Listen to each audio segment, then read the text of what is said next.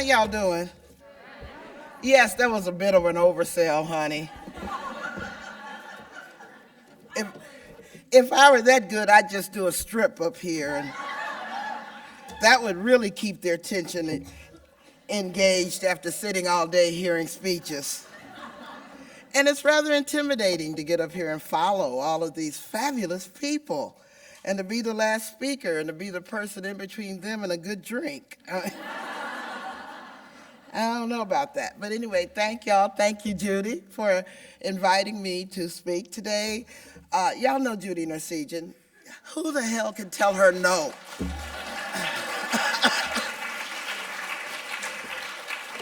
And so when she asked, I said yes, and then I had to figure out, but I don't want to go to Boston. I just got back home. Da, da, da. So thank you for inviting me. And it's an honor. It's an absolute honor because I so appreciate what women have done with the Boston Women's Health Book Collective, are now known as OBOS. I don't know, I'm still trying to wrap my mind around the rebranding campaign. I mean, I always thought of OBOS as the book and the Boston Collective as the people. And so now that y'all have merged together, I'm like, okay, do I call them the OBOSers? I mean, I'm not quite sure how to get that. But many of the speakers today have said to start off by telling your story. And those of you who know me know that's how I always start off, because I was a real good student of Billy Avery at the Black Women's Health Project. And really, it was really wonderful that I entered this movement as a rape survivor, because I'd been raped at 11, as an incest survivor who had my rapist baby at 14. I had an abortion before Roe, and then I was sterilized by the Dalcon Shield. So by the time I got to the movement, I was one pissed off woman. I was like, why does this biology keep messing with me? You know, I really could not process all that had happened to me, coming from a very Christian Southern family who had multi-generations of incest going on. I mean, let me just stop. I have to stop and tell this story. My mother died about 5 years ago, and so me and my 7 brothers and sisters made a commitment to each other to not only meet at funerals. And so we have annual family reunions now, always on Labor Day. And so the last family reunion, just a couple of months ago, last month, Labor Day is this month, actually last month,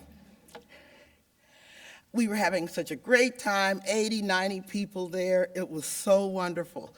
And my roommate for the family reunion was one of my nieces. And after about 2 nights of staying up all night talking about family stuff, she told me that she had been incested by my favorite older brother. And I sat there processing that. It's one thing to work on it kind of over there, and I had always assigned my own abuser as an outlier in my family. And then my niece brought it home for me.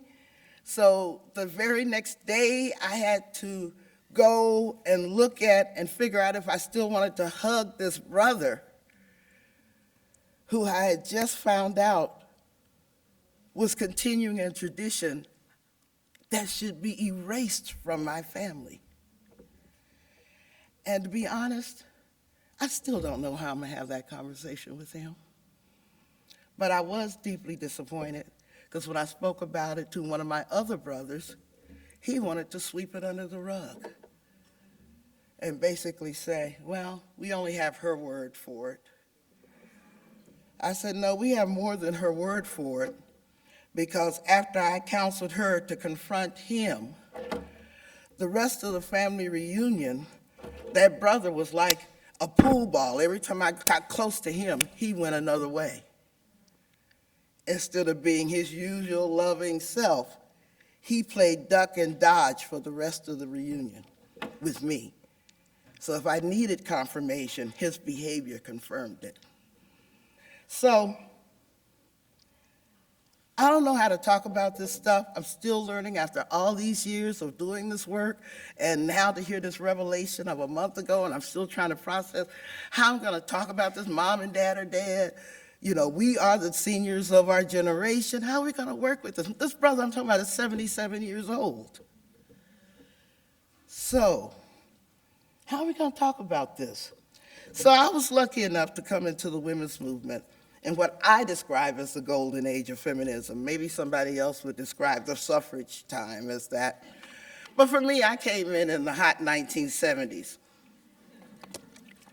when the rest of the world was listening to disco or funk. I was lucky enough to have been the third executive director of the very first rape crisis center in this country, the DC Rape Crisis Center, and that's where I got my first understanding of how to process all that had happened to me, that I learned that it wasn't my fault, that we had to name these things that were happening to women all over the world. We had to name what sexual assault looked like.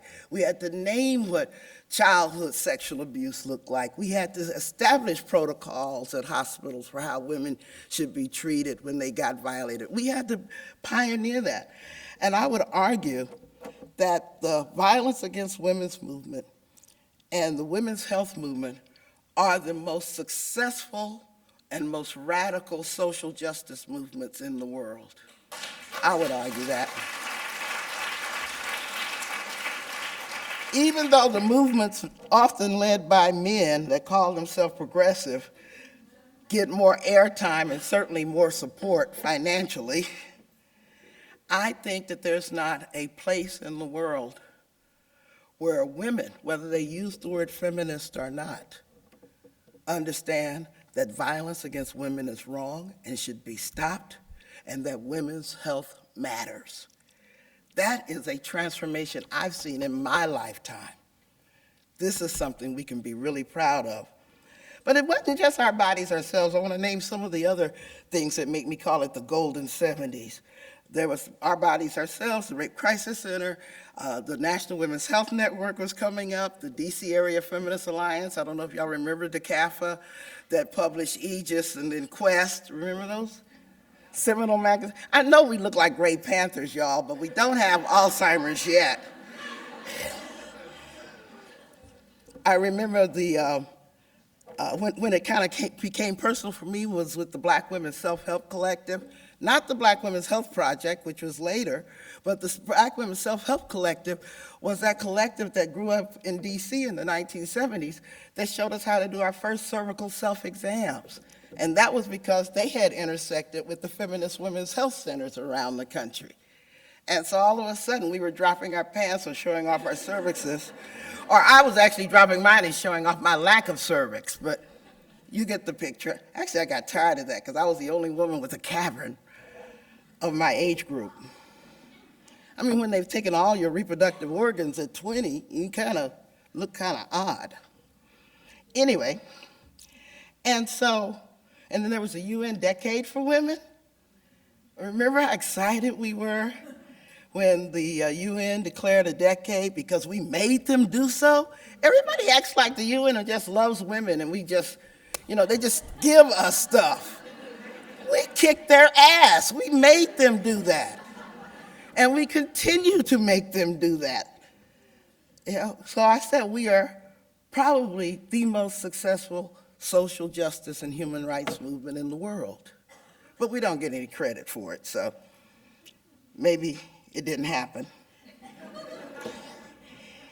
Anyway, let's talk about what I've heard today, because when Judy talked to me about this, she said, Loretta, try to summarize what you've heard today. And I'm like, oh, hell no. That's a lot of work. But I am saying that I am very excited and optimistic about what I've heard today. I mean, the real verification of the real transnational nature of our work, our success, our influence. But one of the things I heard today that I hadn't thought about in this kind of way before is Our Bodies, Ourselves is probably one of the most subversive books out there in terms of really creating political space where there is none, for women to talk about a whole range of issues that you normally don't consider health issues. And it's one of those things that I just have to smile as I heard all the women say, well, this created, they didn't use these exact words, but they said, well, when we talked about this, then we could talk about this. And then we brought women together for this, then this came up, and on and on and on. So it's quite a subversive book, masquerading as just a health manual. No wonder people are so afraid of it. And then in many ways, I was really thrilled by the way people today kept using the human rights framework. In the United States, we're probably the slowest country in the world to understand the importance of the human rights framework. Well, I mean, what can I say? We're backwards on so much stuff. But globally, women have been using the human rights framework for quite a while. And in the United States, the Universal Declaration of Human Rights is over 60 years, and it's like a 60-something-year-old orphan, never adopted, really. And so it's really wonderful to hear again from our sisters globally the importance of the human rights framework and really challenging that small section, I like to think of it as that small section of the feminist movement that somehow think that their job is to give themselves equal opportunity to oppress others. I mean, if we could just be as powerful as men, our job would be done. And some of us have always interrogated that because they said, you mean you'd be just as messed up as men? Equal opportunity to oppress others is not what I work for. I want to end all forms of oppression, not just take my turn at it. But the other thing that the human rights framework does for us is that it really shifts the paradigm in some really important ways. I mean, we've all heard the parable of the fish, where it's charity, where you give people fish when they're hungry.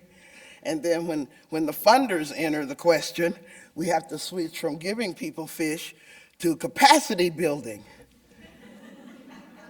teaching people how to fish. Isn't that the catchword of the day nowadays? Capacity building. But when you use the human rights framework, you get to ask a whole nother different question, one that often funders are uncomfortable with, and that is, why are there no fish in the damn river? What intentional underdevelopment is taking place that replicates poverty over and over and over again in the service of multinational corporations and the military, so that we go from developing countries to never to be developed countries? Because we need your natural resources, not the people on whose land that they sit. So when you use the human rights framework, you explain the policies that recreate poverty over and over again, that gloat in the spread of diseases like AIDS because it wipes out the populations that are sitting on those valuable mineral resources, that explains why we don't know about the relationship between the diamonds in the Congo and the genocide against the people there and in Darfur. I mean, I know everything about Dr. Conrad, who was Michael Jackson's doctor.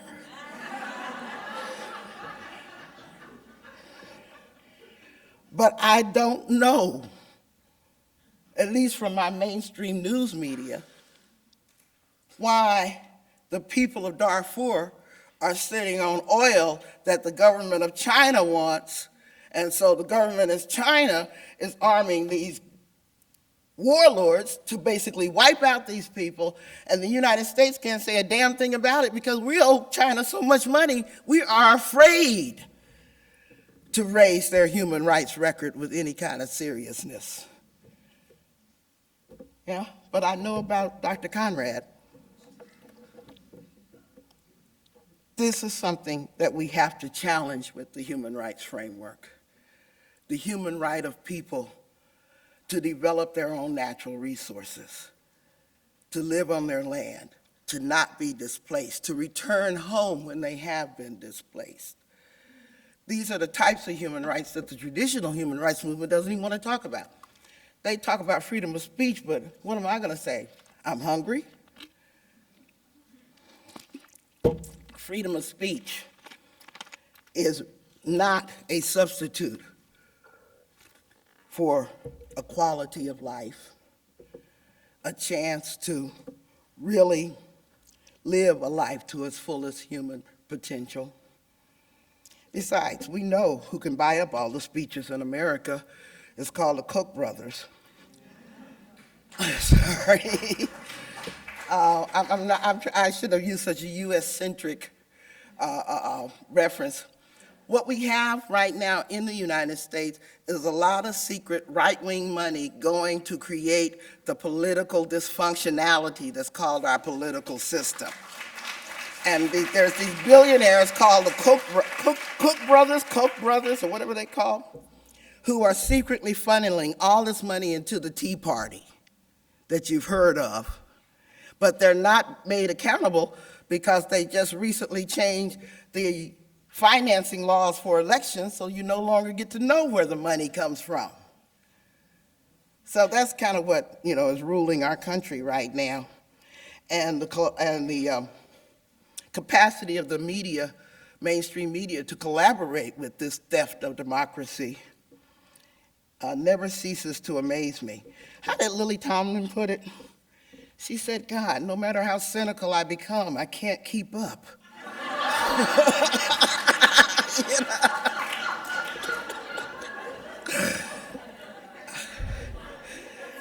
And I understand what she's talking about at moments like this.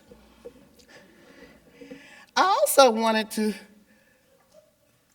draw reference to the fact that what I heard a couple of people reference today is that despite the popularity of the help, the battles my mother and my grandmother fought are still going on today, although it's taking a new form. Where my mom was a domestic worker, my grandmother was a domestic worker, now it's immigrants who are our domestic workers. And we've got a lot of naked racism against immigrants globally. And I'm from Georgia, where the South is leading the way in refighting the Confederate War, the Civil War. Georgia, Alabama, Mississippi, on and on, Arizona's the new Mississippi. And so what we're learning in our struggles around these kinds of issues is that the new slaves are learning how to talk to the old slaves so that they are not fooled by the substitute xenophobia for racism and then encourage the past victims of racism to then be anti-immigrant, as well as homophobic. They're still trying to play those games. And so, hearing all this today, I want to talk a little bit about, because they said, Loretta, you're going to talk about your present work. I said, I want to talk a little bit about what's happening in my community. As my introduction said, I'm with SisterSong, which is a national women of color reproductive health collective, 80 organizations working together. If you don't know about us, read about us at sistersong.net. And we created, close to 20 years ago now, a new framework called reproductive justice. And it's not new, like we had to create it out of whole cloth. All we did was go to international conferences during the World Decade for Women, the ICPD, the International Conference on Population and Development in Cairo, the International Women's Health Meetings, the IWHMs, and find that globally, women around the world were using the human rights framework to claim rights that we didn't even recognize as necessary in the United States. Because we were so busy arguing privacy as a way to protect human rights that we'd kind of gotten caught up in the fact that the anti-abortion opponents basically said, well, if it was a private decision, we ain't got to pay for it. And next thing we knew, we had the Hyde Amendment and all these restrictions on abortion, and it just continues on and on. And so when we as women of color came back from overseas, we said, well, what can we do to bring human rights home? What can we do to try to catch up with the women globally? And this was before Hillary Clinton said women's rights are human rights and all of that stuff. We know how. And actually, as far as I'm concerned, that phrase was kind of co-opted from Gabriela in the Philippines. So it didn't come out of the United States. We can't even claim it. How can we claim we were first to use it when we barely knew how to spell human rights as a country? So that's a little hubris there. But anyway. So we created this framework called reproductive justice, which it sounds complicated, but all we did was take reproductive rights and social justice and smash them together. Basically saying that the ability of any woman to decide whether or not to have children is determined by the social conditions in which she lives and the injustices that she has to face. That's anybody. And so the shorthand definition for reproductive justice is the right not to have a child, with which we joined the pro-choice movement that fights for abortion rights. And it's not a substitute for the word pro-choice, right? You got that one? Pro-choice is still a very good word in the fight for abortion rights. But we fight for the right not to have a child, but because we are women of color, coming from contested communities, always facing population control, we have to fight for the right to have our children as well, against sterilization, abuse, and all that, and I'll talk more about that. And then, since we care about the child once the child exits the womb, unlike our anti-abortion opponents, we fight for the right to parent our children in safe and healthy environments. So that's reproductive justice, right? To have a child, not to have a child, parent our kids, that's the shorthand. So imagine our surprise, and I'm still telling the SisterSong story, when in February 2010, 65 billboards went up around Atlanta claiming that Black children are an endangered species. And the tagline or the website on the billboard said, toomany-aborted.com. And we had this what the moment. Like, who are these people? Who are these people? First, they're tone deaf, comparing our children to animals, endangered species. Secondly, with all these babies we see around in the Black community, who says they're endangered? We got another explanation. 5 more minutes? 10 more minutes, okay.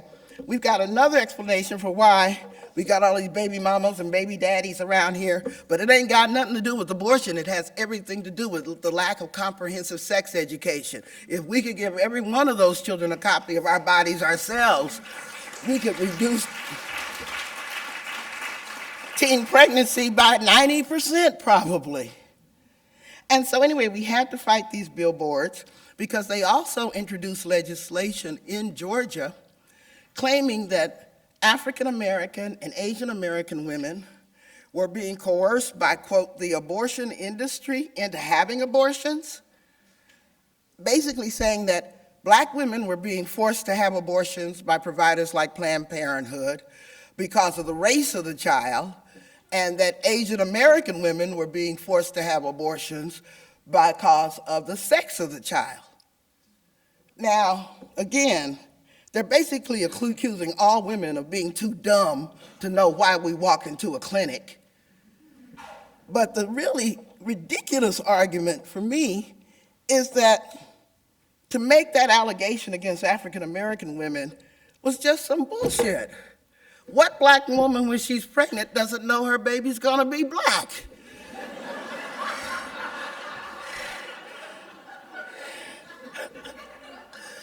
We don't wake up pregnant and say, oh my God, I don't want to bring another Negro into this world. It was obviously a racialized attack on abortion that was taking place, using our bodies as the tools and weapons. And so I just want to end that little part of my speech and say outside we have made a video and we have formed a collective called the Trust Black Women Partnership, which is a coalition of the most feminist black women's organizations across the country for whom abortion is like one of our top 3 priorities. And so we formed the Trust Black Women Partnership, and we created this video about our anti-abortion billboard fight, and there's free copies on the table as you exit, so please help yourself. And if you don't get the video, in case I didn't bring enough copies, there's postcards for you to order one. Okay, but again, I want to just share that. But let's get back to our bodies, ourselves, or like they call this event, Our Bodies, Our Future, because I really want to talk about the future in my last closing minutes. I can't talk about the future without talking about how pissed off I am. And I think the main reason I'm pissed off is that after how many years in this movement? I mean, I'm knocking on 60. And I entered this movement as a pissed off teenager. So that's a long time. And I'm so mad that I'm still fighting the same battles that my mother and my grandmother fought. I am so ready to lay on a beach and play with myself and do something else other than still fighting these people that are trying to repeal the 20th century.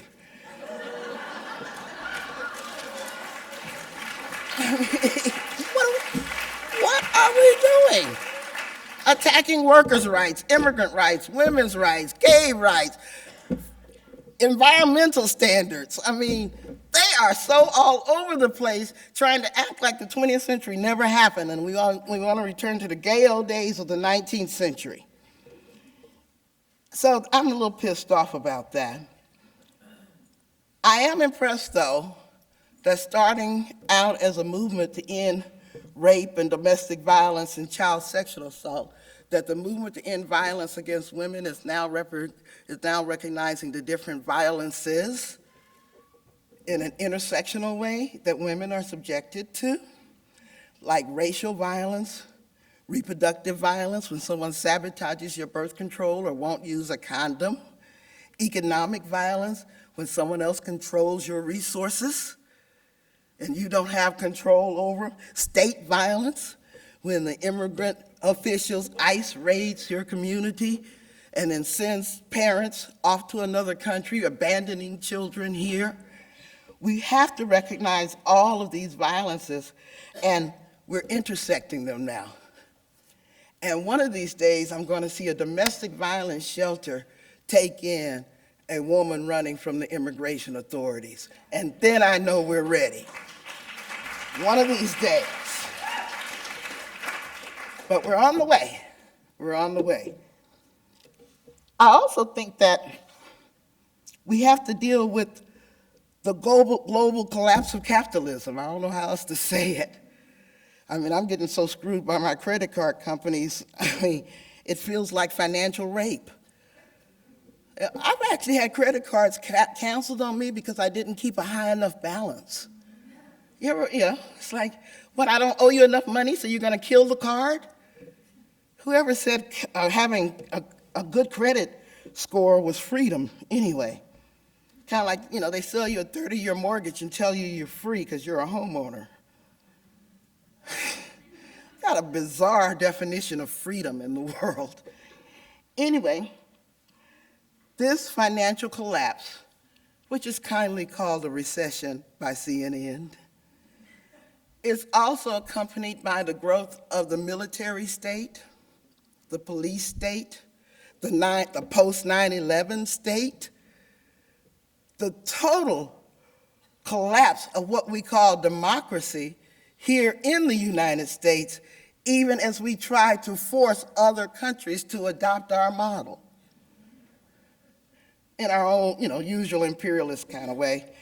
How did somebody say the other day? They said we used to colonize with gunboats and weapons. Now we colonize with MTV, the internet, and Coca-Cola, but it still works about the same. And so I don't know what we're going to do about that, because our entire nonprofit structure is dependent upon capitalism working a certain way, meaning that rich people need to give us money to hide how much money they're actually making off our bodies. Now, if they lose their incentives or the structure to give us that money, how are we going to sustain our valuable institutions without that? Have we had those conversations yet? I mean, a friend of mine, y'all know Andy Smith, who does that fabulous work, The Revolution Will Not Be Funded. She calls it the nonprofit industrial complex. And then, of course, we match that with the for-profit medical complex. And we're like, okay, we stand at those intersections. How are we going to navigate this? This is what I see in the future. There was a lot of talk on the panels about the resurgence of fundamentalisms. I don't know what to say about these people. I think as a recovering Christian, my favorite bumper sticker is, "Please, Jesus, save me from your followers." They're denying science. They're attacking, there's a permanent war on women and gays and lesbians and anybody that doesn't agree with their particular brand of Christianity. And I'm just talking about the Christian side. Let's talk about the other religions, because every organized religion has its own brand of fundamentalism. I mean, I actually think Israel would be a more peaceful country without the Israeli right, frankly, but I could just be guessing on that, but I know that there's a strong peace movement in Israel that has been denied for the last several decades. I mean, what's going on with these fundamentalisms? And so have we incorporated dealing with that into our talk about women's health? Because the problem with lack of incorporation is one thing to talk about, they threaten a policy or a legal challenge to women's rights. But these fundamentalists that we're dealing with here in the United States also pose a strong physical challenge, because they've allied themselves with a violent vigilante culture that assassinates people, blows up clinics, harasses children on the way to school. And so instead of our impact lifting the rest of the world up, we've actually sunk to what we call our own version of Sharia law. And so that's why we really can't, I don't know how to put this, except that I think our religious fundamentalists have more in common with Muslim fundamentalists than they like to admit. I really do.